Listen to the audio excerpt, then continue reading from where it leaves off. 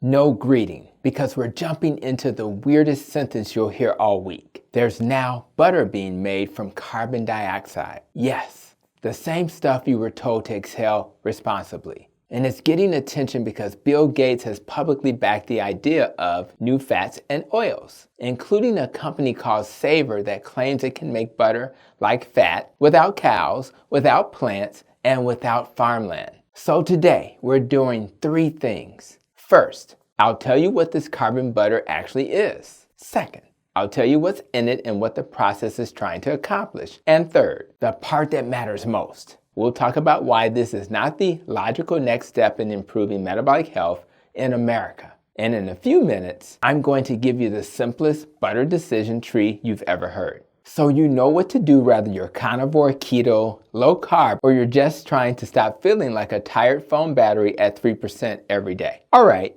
what is Bill Gates actually proposing? He's not saying, Tony, throw your butter in the trash right now. He's saying something more specific. He believes we need alternatives to traditional fats and oils, including animal fats and palm oil, mainly for climate and environmental reasons. That's his frame. And one company he's highlighted is Savor. Savor's claim is basically this: fats are made of carbon and hydrogen. Life is carbon-based. So if we can take a carbon source, like captured CO2, and combine it with hydrogen, you can build fatty acids and then formulate them into a fat that behaves like butter. That's the idea. Now, what does that butter look like and what's in it? According to reporting that visited their facility near my home in Chicago, there's an intermediate that looks kind of like wax. Then the final butter-like product is formulated with their synthetic fat, water, lecithin as an emulsifier, and natural flavors and color. Some write-ups mention things like beta-carotene for color and rosemary oil for flavor. So it's not literally air in a tub, it's chemistry, captured carbon, hydrogen, processing steps, then a formulated spread. That's what this is. Now, before we go any further, I want to be fair. If your goal is purely environmental, reduce land use, reduce reliance on certain crop oils, reduce methane from livestock, you can understand why someone could explore this. But that brings us to the key question.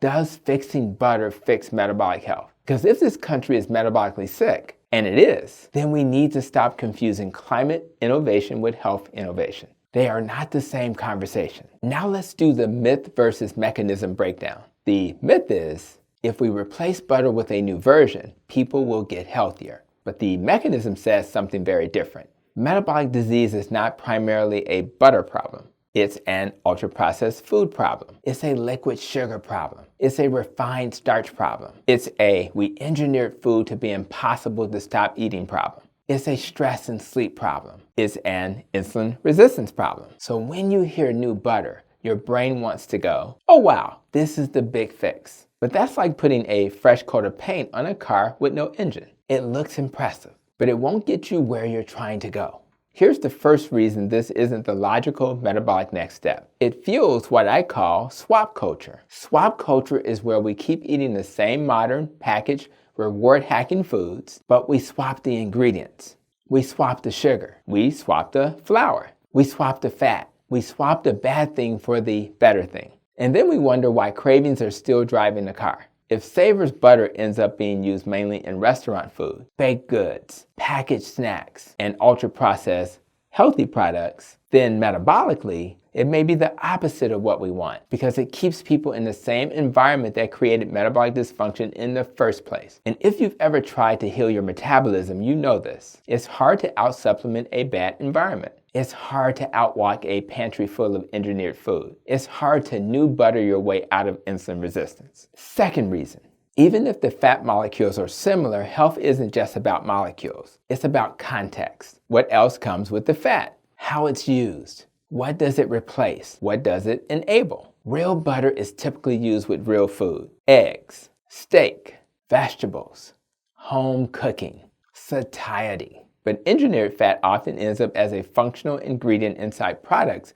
designed for maximum shelf life and maximum craving. So if the end result is more processed food that tastes better, we haven't made people healthier. We've just improved the palatability of the thing that keeps them stuck. Third reason, We don't have long-term human outcome data on this. And I'm not being dramatic. This is basic medical common sense. When you introduce a novel ingredient that could end up in a lot of the food supply, the question isn't, can it taste like butter? The question is, what happens when millions of people eat it for years? And if we don't know yet, we don't pretend we know. We stay honest. We stay curious. We demand real-world outcomes. That's what a root cause approach looks like. Not fear, not hype, just reality. Now, I can already hear the comments. Doc, are you saying butter is perfect? No, I'm saying butter is not the villain we've made it out to be, especially when it's eaten in the context of real food, not a sugar and flour circus. For decades, we focused on single nutrients like saturated fat, and meanwhile, our population got more insulin resistant, more inflamed, more medicated, and more confused. So when I see let's replace butter, I'm thinking, are we trying to fix something that isn't actually the root problem? Because the metabolic health root problem isn't butter. It's the metabolic environment. It's the hormonal chaos created by constant processed carbs and seed oil, heavy, ultra-processed foods, poor sleep, chronic stress, and low muscle mass. That's the battlefield, not your butter dish. Here's another concept I want you to lean into. Regenerative, real food, natural route.